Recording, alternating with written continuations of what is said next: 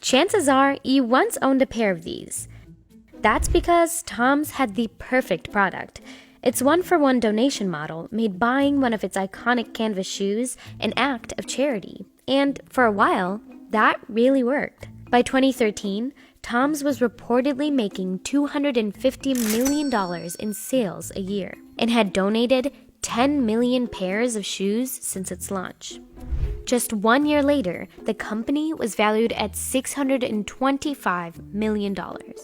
It was a brand that resonated with a lot of especially younger people at the time that were looking for brands that were not sort of traditional corporate kind of brands. Entrepreneur Blake Mycoskie started the company in 2006 because he wanted to give back. Yeah, Blake, not Tom.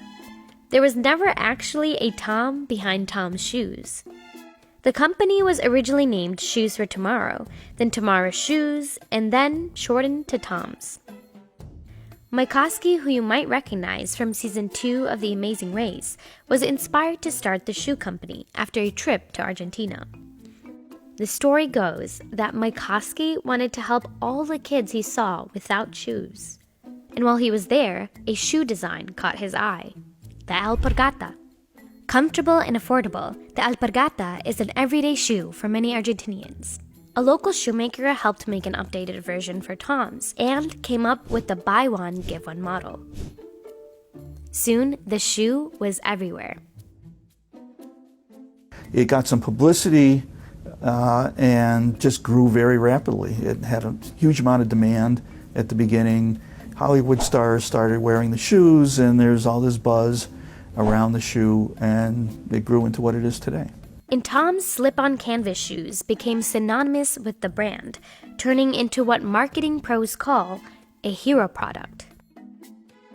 A hero product is a product that is the archetypal brand, all right, for a company, the one that's the most successful that people think of when you think of the company. So, for example, like Nike, it could be Air Jordans. For Porsche, it might be the 911. It's like how when you see Hermes, you think of the Birkin bag, or associate Heinz with ketchup. For Tom's, it was the original shoe, based on the Alpargata. And paired with its charitable giving model, Tom's seemed unstoppable. Tom's branding and marketing was very effective because it was one of the first companies that used this buy one, give one kind of philosophy to try to appeal to not only consumers that like good-looking shoes, but also were interested in companies that had some kind of corporate social responsibility angle. People saw its logo and immediately thought of its shoes and its charity work for kids, which could explain why people were willing to spend anywhere from $48 to $78 on a pair of Tom's canvas shoes. But it turns out having a hero product can backfire. The hero product for Tom's shoes is the Alpargata variant or model of the shoes, and they relied on that one model too long. The hero product can become stale at some point if it's not rejuvenated. Not to mention, Tom's slip-on shoe design was easy to copy, so competitors did. And they sold them for much cheaper. Skechers even named its version Bob's and donated 2 pairs of shoes for every pair sold. All this made consumers question whether Tom's was even worth the price. So just as quickly as it had become a staple, Tom's became a fad. Even though Tom's had expanded its product line, people just couldn't see beyond its original canvas shoe. And while Tom's shoe donation program had been innovative and interesting when it launched, it became almost mainstream, copied by so many other brands. People also started questioning whether Tom's shoe donations were actually helping anyone, something that Tom's had contacted an outside research team about looking into back in 2010. The research team found that the program actually wasn't that significant. Tom's was really quick to take the results of the study into consideration, so that they talked to us about giving away the shoes as a reward for school attendance, so kids actually feel like they earn them, and they began to develop more alternative kinds of shoes that would last longer. And Tom's continued to grow its giving program to be more effective. In 2011, Tom's expanded its brand to include sunglasses. Sales from sunglasses went directly to people in developing countries for treatments like cataract surgery. As a person who has pretty high prescription glasses, I can attest to the fact that personally, like a lot of people, that this is a really impactful intervention for many people. Cataract surgery can restore a life. In 2014, Tom started Tom's Roasting Company and said it would donate a week's worth of clean water for every bag of coffee it sold. The next year, Tom's teamed up with anti-bullying organizations with a line of backpacks. But despite all these changes, when most people saw Tom's, they only thought of its original product and program. So Tom's had a hard time growing beyond its hero product, and its sales struggled. The company had a harder time regaining control over its business because it had relied so much on wholesale when it first started out. Doing this had helped Tom's build its brand recognition even faster because its shoes were sold at big department stores like Macy's and Bloomingdale's and even at Whole Foods. But a direct-to-consumer model has a lot of long-term advantages.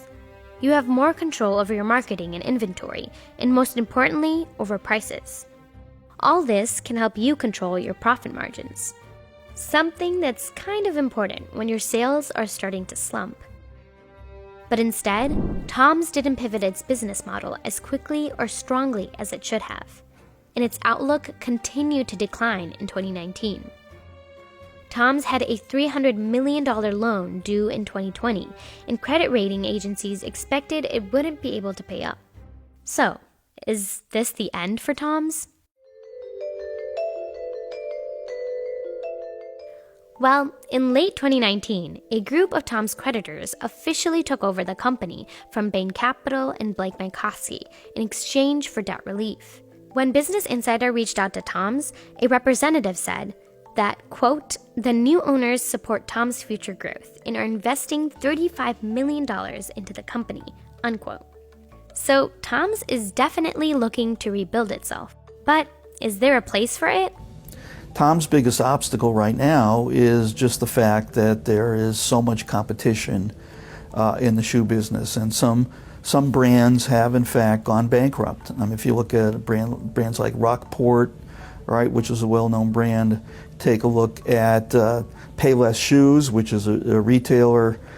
There's just a lot of competition in this market, and very difficult to make a sustainable business. So what should Tom's do?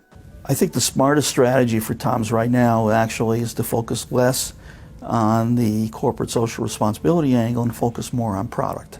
I think they need to develop more product varieties, styles, colors that consumers want to buy, and I think that's the area they should focus on. And Weiner says there's something else Tom's needs to work on. A lot of successful brands that started as direct-to-consumer, like Warby Parker, like a Casper, like others, Bonobos, for example, started only direct-to-consumer, went to retail, gave their customers a chance to, again, experience the brand. And today, brand experience is extremely important for consumers to have a strong affinity to the brand. I think Tom's has to do more of that. But even if Tom's isn't able to recreate its original success, it still made a lasting impact in the worlds of business and fashion.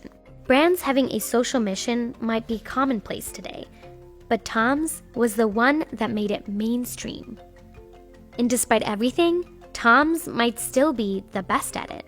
I'd say Tom's is one of the most nimble organizations that I've worked with as a development economist. They have a whole department that's devoted to impact evaluation.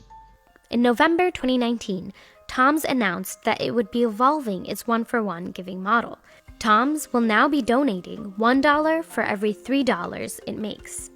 According to the company, this creates a more flexible and sustainable way of giving. So I think Tom's is a learning organization, and when it comes to development and poverty interventions, trust me, we're all learning, and that's the key. So who knows? With the right product, Tom's could be the next big thing again.